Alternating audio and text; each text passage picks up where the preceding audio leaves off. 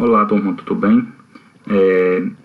Hoje nosso conteúdo ele vai ser sobre geomintos, principalmente nós vamos falar sobre dois geomintos que é muito comum em países tropicais, principalmente no Brasil e no estado do Maranhão, que são o Enteróbios vermiculares e o Trichuris trichiura, tá? Então são dois geomintos, sendo que além dele tem outros também considerados geomintos. Já que eu vou mostrar para vocês, de modo geral, o que seriam esses geomintos em si, tá?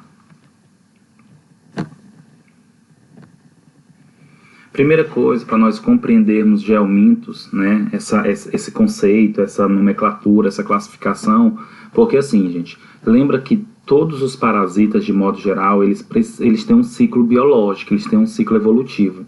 E algumas parasitoses, alguns parasitas, eles têm uma obrigatoriedade de uma parte desse ciclo acontecer em solo, acontecer em terra. Nesse sentido, eles são considerados geomintos. Ou seja, nem todos os parasitas eles são geomintos. Isso só vai normalizar no sentido de ser geominto aqueles que passam obrigatoriamente no ciclo evolutivo um estágio no solo. Tá? E aí o Enteróbios vermiculares e o Trichuris trichiuras, eles são considerados geomintos porque uma parte do seu desenvolvimento, principalmente o desenvolvimento lavar dentro do ovo, acontece no solo. Tem um outro geomintos que nós já até conversamos várias vezes em aula, já observamos o ovo na aula prática, a forma morfológica do ovo é o asculo brigode. É um importante geominto, né? É tanto, gente, que é muito comum quando se analisa um exame de fezes, você encontrar um ascaris, é interessante analisar com o intuito de encontrar trichuris, porque eles andam muito em conjunto, né? E se encontrar o trichuris, teoricamente é observar aí se encontra o ascaris, tá? Apesar de eu estar classificando aqui geominto, o Enteróbios vermiculares em si, ele não necessariamente ele é um euminto, tá? Ele é um geominto. Eu vou mostrar isso lá na frente para vocês, porque, apesar de eu colocar aqui geominto, por que o Enteróbios vermicular ele não vai ser classificado como geominto? Porque ele não passa por um estágio no solo, tá? Mas eu incluí só para vocês terem essa relação, o que seria um geominto e o que não é. E aí, nós vamos estudar, nesse momento, dois parasitas, sendo que um pertence ao filo Nematoda, né, sendo que eles pertencem ao filo Nematoda, ou seja, que tem um corpo cilíndrico. A família é Oxyuridae, tem um gênero Enteróbios, nós vamos estudar a espécie Enteróbios vermiculares. E na família nós temos também o Trichuridae, nós vamos estudar o gênero Trichuris, nós vamos estudar a espécie Trichuris trichiuras, ou Trichuris trichiuras, tá? De modo geral, aqui nós temos a primeira forma morfológica que nós podemos observar, que é a primeira forma morfológica que nós podemos observar, que nesse caso aqui é o ovo do Enteróbios vermiculares e do Trichuris trichiuras. Em relação ao ovo do Enteróbios, você observa que ele tem uma membrana mais translúcida, uma bicamada nessa membrana, ele assemelha aí um caroço ou uma castanha do Pará, se vocês podem observar, né, castanha do Brasil. Na literatura diz que ele parece com um D, a letra D investido. E nós temos do lado direito, né, o Trichuris trichiuras, que é bem mais fácil de ser observado, aliás, é bem mais fácil de ser identificado. Pois se vocês observarem, nós temos aí, em relação ao Trichuris trichiura, nós temos aí um formato elíptico, sendo que se parece muito com uma bola de futebol americano. Nas extremidades tem esses mamelões, que é essa característica aí meia amarela, que é uma gordura que se localiza nessas extremidades para nutrir a larva, tá? E observa que o ovo de Enteróbios ele é um pouco maior do que o ovo do Trichuris trichiuras. Em relação ao verme adulto, né? o Enteróbios vermiculares e o Trichuras trichiuras. O Trichuras trichiuras, já em relação ao verme adulto, ele já tem um tamanho maior do que o Enteróbios, né? É importante relatar, gente, que as fêmeas geralmente são maiores do que os machos, tá? E a fêmea, gente, se vocês observarem essa imagem, a fêmea, ela sempre vai ter a porção posterior, ou vamos dizer assim, a parte de baixo com a ponta afilada, enquanto o macho ele vai ter a porção posterior encurvada, tá? E aí vocês podem observar, tanto o macho quanto a fêmea de ambos os vermes, a fêmea sempre com a ponta afilada, né, as duas pontas afiladas, e o macho, a porção posterior, tem essa incurvatura. Em relação ao verme adulto do Enteróbios vermiculares, nós temos aqui, eu chamo a atenção para vocês aqui, na letra A, né, na imagem A, nós temos aí um verme macho de Enteróbios vermiculares. Por que eu sei que é macho? Porque vocês observam que a porção posterior dele, a parte de trás, né, a parte de baixo, ou cauda, vamos dizer assim, ela é encurvada, tá? Ela tem essa curvatura. E um dos pontos importantes para identificar que tipo de verme é quando se encontrar um verme adulto, por exemplo, nas fezes, e acabar analisando, em relação a Enteróbios vermiculares, observa que o Enteróbios vermicular ele tem na sua porção anterior, ou seja, na porção de cima, ele tem aí as asas cefálicas, tá? Asas cefálicas, que é como se fosse essa membrana aí translúcidas, tá? Essa asa cefálica serve muito assim para fixação do verme na parede intestinal.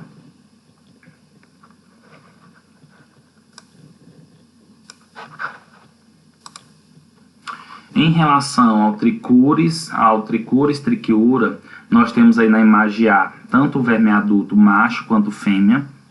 Lembrando que toda vez que vocês encontrarem o verme com a parte posterior encurvada é macho e a parte posterior afilada é fêmea. É tanto que nós podemos observar nessa imagem, tanto na imagem A, tanto o macho quanto a fêmea. Na imagem B, nós temos na parte de cima, na imagem B, o verme na parte de cima. Observa que ele é o macho.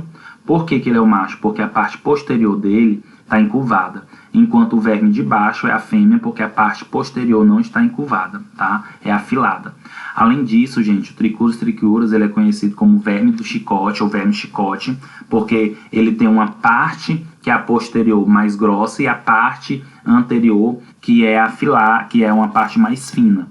E é muito importante compreender isso, porque quando nós falamos desse verme, apesar dele ser intestinal, algumas literaturas classificam esse verme também como tissular, tá? Verme tissular. Por quê? O Trichuris trichiuras, ele tem a capacidade, turma, essa parte anterior dele, que é uma parte mais afilada, de penetrar, de conseguir penetrar o tecido intestinal. E aí, então, metade do verme fica para dentro do tecido e a outra metade para o intestino. Por isso que ele também é chamado de verme tissular. E essa característica dele entrar no intestino, conseguir penetrar o tecido intestinal, é que leva a algum problema associado a ele, que é o prolapso retal, que é o que a gente vai conversar posteriormente.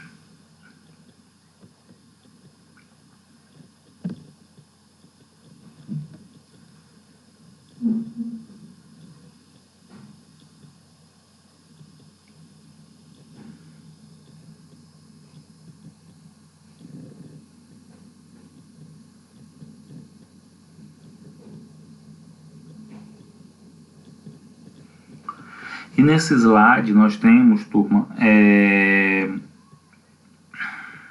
nós temos aí o ciclo biológico do Enteróbios, tá? Enteróbios vermiculares é um ciclo biológico muito simples, tá? Basicamente, o que é que acontece? Nós temos aí um indivíduo teoricamente saudável, tá? Nós temos aí um indivíduo teoricamente saudável, e aí esse indivíduo ele faz a ingestão de ovos, né, contendo o embrião, né, da larva dentro desses ovos. O que é que acontece? Esses ovos eles vão lá para o intestino, passam pelo estômago, vão para o intestino, eclode, libera a larva, e essa larva ela migra para a região intestinal, tá? principalmente a região do intestino grosso, e essa larva dá origem ao verme adulto, ou macho ou fêmea.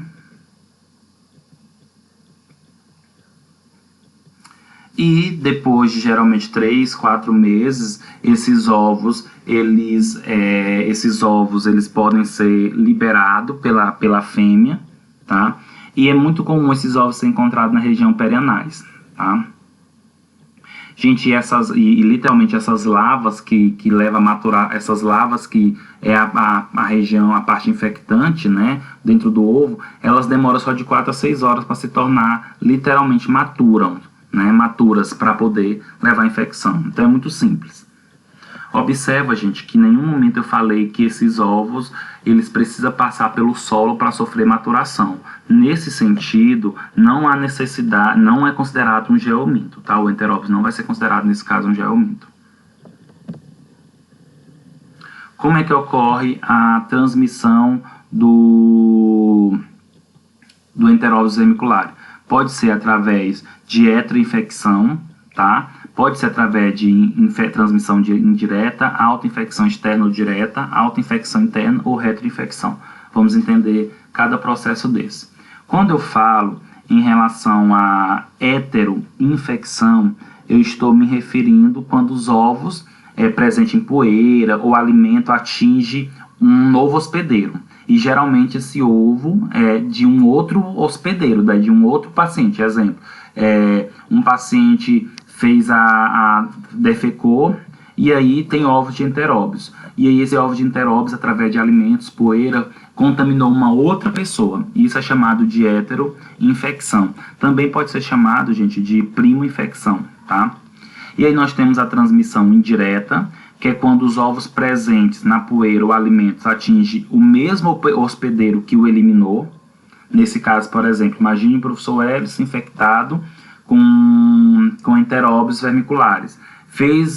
Defecou e esses ovos acabam sendo eliminados e por algum motivo vai para água, alimentos contaminados. E aí eu faço a ingestão dos ovos nesses alimentos contaminados, só que esses ovos são eliminados por próprio parasita meu. E aí é chamado de indireta. Nós temos aí a autoinfecção externa ou direta, que é o mais comum, gente, em criança. É essa autoinfecção externa ou direta que acaba fazendo com que o parasita ele permaneça mais tempo viável. O que seria essa autoinfecção externa direta? É bem fácil, é a autoinfecção. Eu mesmo me contamino com os ovos do parasita que eu eliminei e geralmente diretamente. O que seria isso? Eu vou ao banheiro, não faço a higienização adequada e levo a mão à boca, né, depois que está contaminado com ovos, tá? Isso daí seria direta ou autoinfecção externa. E isso é muito comum em crianças, mas em adultos já não é tão comum, assim espera-se.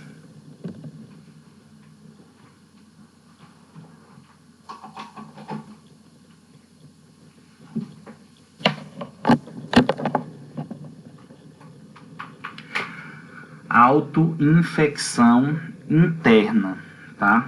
Quando a gente fala em autoinfecção interna, geralmente significa que o indivíduo ele tem uma autoinfecção porque os ovos, né, que fica geralmente na região ali do reto, vão eclodir e a larva ela acaba migrando até o seco, transformando-se no verme adulto, tá?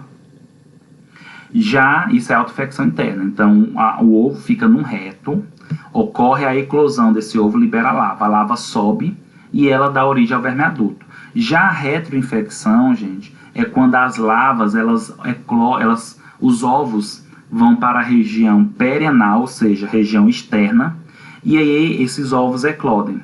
Essas larvas acabam penetrando pelo ânus e vai até o intestino grosso, lá na região, né, do seco, e se transforma no verme adulto. Isso daí seria a retroinfecção. Observa, gente, os vários mecanismos que pode favorecer com que o paciente tenha essa infecção pelo enteróbios ou mantenha a infecção pelo enteróbios.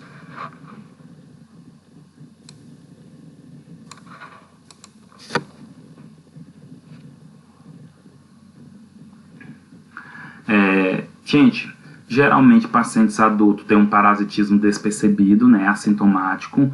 Contudo, quando é sintomático, principalmente em criança, o indivíduo ele pode ter o prurido anal, que é essa coceira na região perianal, e aí tem um problema. Como é uma coceira, geralmente criança tem a unha grande, e aí pode acontecer de que a criança, de tanto coçar, inflame essa região perianal, e associado à presença de bactérias ali do intestino grosso, isso pode levar a uma infecção bacteriana, né? O indivíduo ele pode ter a enterite catarral, que é a ação mecânica irritativa pela presença dos vermes adultos, das larvas no intestino, tá? Essa ação mecânica acaba impedindo aí o fluxo da passagem de alimentos, o bloqueio da absorção também de nutrientes, e irritativa por causa da liberação de toxinas, por causa da liberação da presença dos vermes no intestino, irritando essa parede. E chama atenção principalmente para a infecção desse parasita em meninas, né, em mulheres, principalmente crianças, meninas. Porque, gente, a larva ela pode migrar da região perianal para a região vaginal em meninas. E isso pode levar a vaginite, ovarite, pode levar a ter complicações se não tiver um tratamento adequado e rápido, né?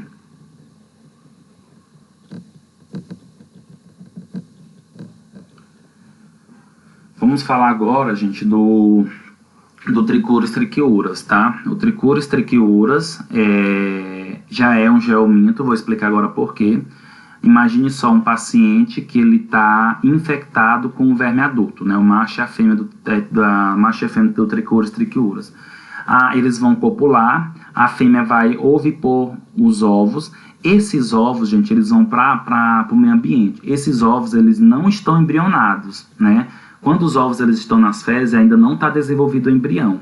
Depois que os ovos eles vão para o solo, em condições de umidade, em condições de temperatura, esses ovos eles ficam embrionados. E, consequentemente, esse embrião ele começa a desenvolver, multiplicar, até formar a larva no solo, dentro do ovo. E aí, uma vez que o ovo contém-se a larva, esse ovo vai estar infectante, né? O ovo vai estar embrionado, e aí a pessoa ingere alimentos ou água contaminada com esse ovo embrionado. Quando chega lá no intestino delgado, essa larva, o ovo vai eclodir, liberando a larva, e essa larva vai e migra para o intestino grosso, lá para o seco, desenvolvendo um verme adulto, macho ou fêmea. Observa que o Trichuris trichiuras já é um geominto, tá? Porque precisa do solo para esse desenvolvimento do embrião.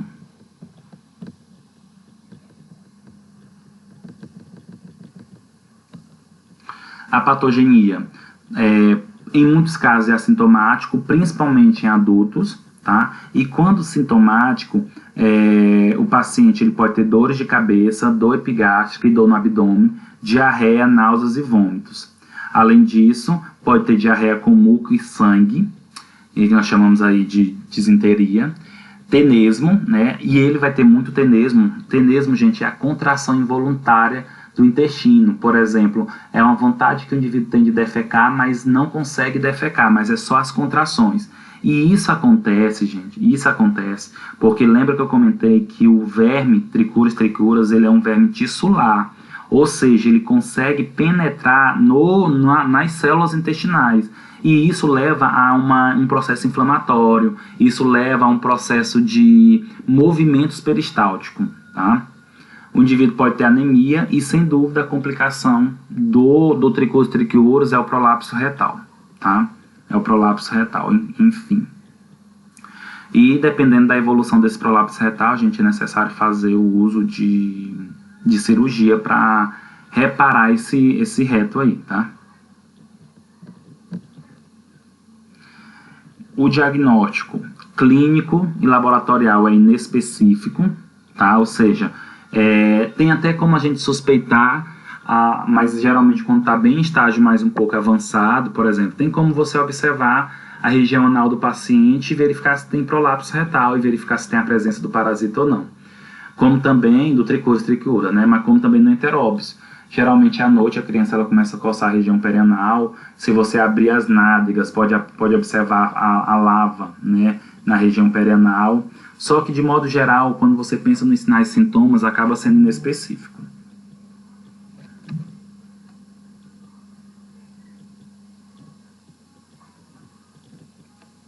Em relação ao exame laboratorial, nós temos aí o enteróbios vermiculares para o diagnóstico. O mais adequado é o método de Graham, o método da fita gomada, apesar, gente, de que o método de Hoffman também pode ser usado. Contudo, o mais específico é o método de Graham, ou método da fita gomada, ou fita durex. O tricuras triquiuras, o mais adequado é a sedimentação espontânea, que é o método de Hoffman. Contudo, pode ser utilizado o método quantitativo, Cato-Katz. Só que não é tão necessário, visto que o objetivo não é quantificar, mas sim somente saber a presença ou a ausência.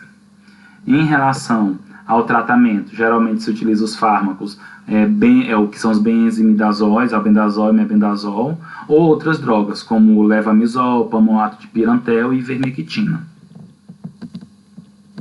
E algumas curiosidades em relação aos helmintos intestinais, principalmente esses, né? Para ter um controle, a gente precisa ter uma educação em saúde, precisa ter construção de rede de esgoto com tratamento e ou fossas sépticas, precisa ter o tratamento de toda a população, proteção dos alimentos contra inseto e poeira. São pontos que nós já debatemos muito, inclusive em sala de aula, a importância disso, né?